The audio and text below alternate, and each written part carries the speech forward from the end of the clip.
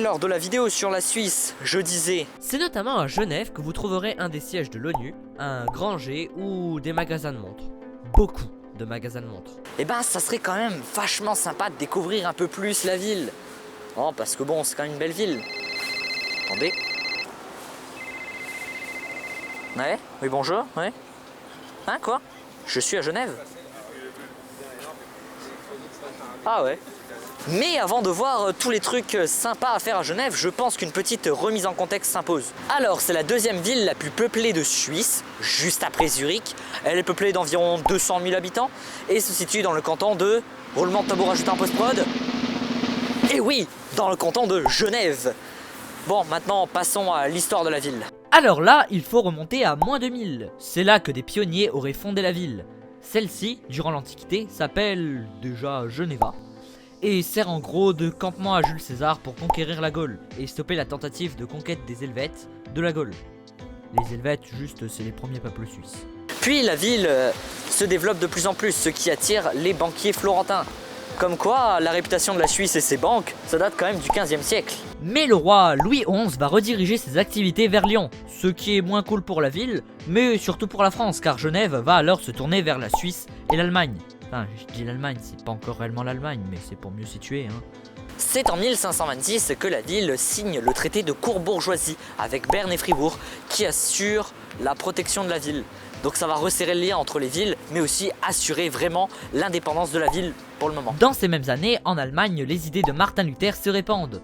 Pour rappel, c'est les premières idées du protestantisme. Jean Calvin essaye de faire répandre ses idées en France, mais ça ne plaît pas trop à l'État français catholique. Il va donc se réfugier à Bâle, puis vient aider la réforme de l'église à Genève. En 1538, il est chassé de la ville, mais revient 3 ans plus tard, et en 1564, à sa mort, la République de Genève devient le siège européen du calvinisme. Vous avez eu le premier cliché sur la Suisse?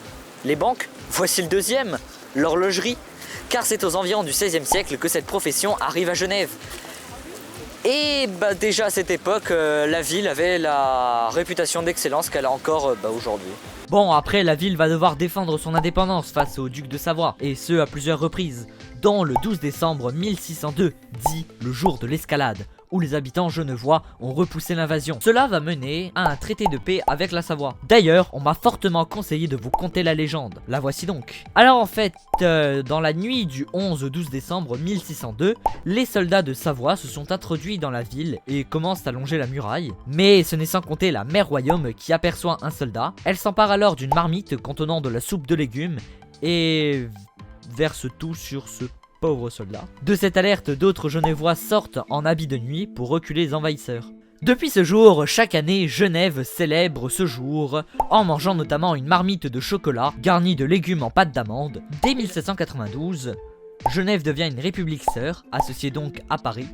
Et enfin, en 1814, suite à la chute du premier empire de Napoléon, la ville va perdre son indépendance et va rejoindre la Confédération helvétique. Bon, assez parlé du passé et parlons un petit peu de Genève, mais maintenant, allez, petit récap des trucs sympas à faire à Genève. Comment parler de la ville sans évoquer le lac Léman et The G? Mais avant d'être un site touristique, c'était simplement pour soulager la pression de l'usine hydraulique d'à côté. C'est en fait en 1891 que la ville décide d'en faire une attraction touristique et élève le G à 91 mètres, alors qu'avant 30 mètres. Puis dans les années 50, c'est là qu'il atteint sa taille qu'il a maintenant, soit 140 mètres. Et juste pour petite info, il a un débit de 500 litres par seconde. Pour comparaison, votre robinet c'est seulement du 12 centilitres par seconde en moyenne. Pour rester près du G, allons au jardin anglais. C'est là que vous trouverez la très belle horloge florale avec pas moins de 3000 plantes. D'ailleurs, les aiguilles ont été offertes par la prestigieuse marque de montres Patek Philippe. La cathédrale Saint-Pierre, déjà elle est aux antipodes de ce que l'on peut s'imaginer quand on pense à une cathédrale. Elle existerait depuis le 4e siècle, mais on va dire que c'est réellement dès 1535 qu'elle devient ce qu'elle est, la principale cathédrale protestante de Genève.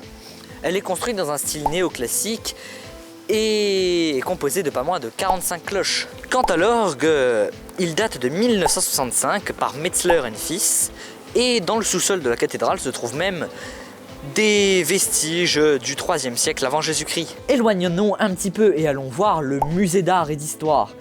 Il date de 1910 et figure parmi les plus grands de Suisse. Mais le musée qui est vraiment à voir, c'est le musée Patek Philippe.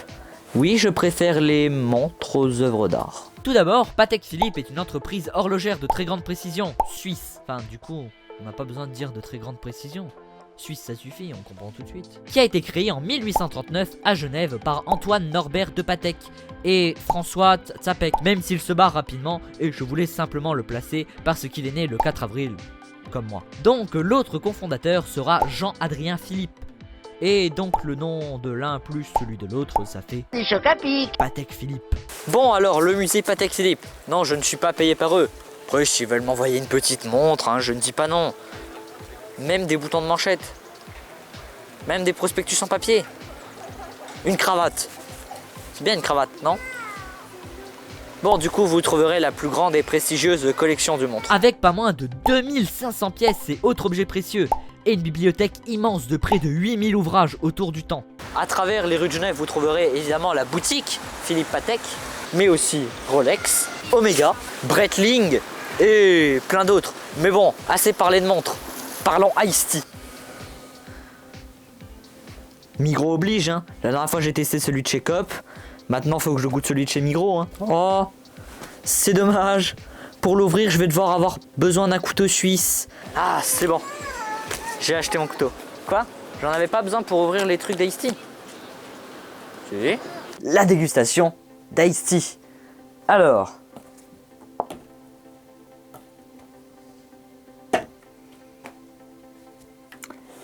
Et puisque j'ai fait les choses bien,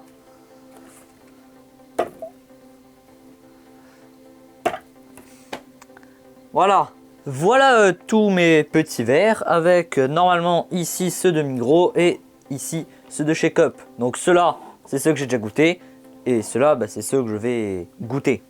Donc là, nous avons pêche citron, pêche citron.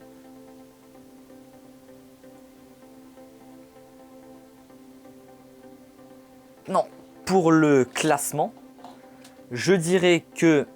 Alors celui-là, c'est celui de chez Coop. Donc le pêche de chez Coop, c'est le pire. Après, je mettrai le Iced Tea de chez Coop, le citron. Je préfère quand même le citron. Donc voilà, ceux-là, on sent beaucoup plus le thé. Ils ont un bon goût de fruits.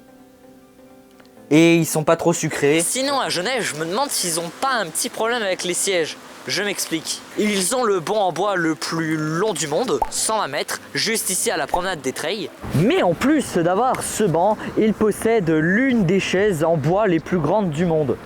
Juste là. 12 mètres de haut pour 5,5 tonnes. Pour être plus précis, c'est la Broken Chair et symbolise le refus de mines antipersonnelles et d'armes à sous-munitions. Tant qu'à faire, juste ici nous avons les Nations Unies. Et c'est quand même le deuxième bâtiment comme ça, le plus important, juste après New York. En bref, Genève, c'est une grande ville de Suisse qui est intégrée à la Confédération depuis 1814, avec un grand G, beaucoup de magasins de montres et un immense banc pour le fun. Bon, si vous êtes encore là, ce qui est peut-être le cas pour 30% d'entre vous, je vous laisse vous abonner, mettre éventuellement un like si vous voulez, et n'hésitez pas à me suggérer une idée d'une autre ville que je pourrais faire en commentaire. Bon, vous pouvez rester en France, mais bon, il y a aussi Zurich à découvrir. C'est sympa, non? Maman, t'en penses quoi?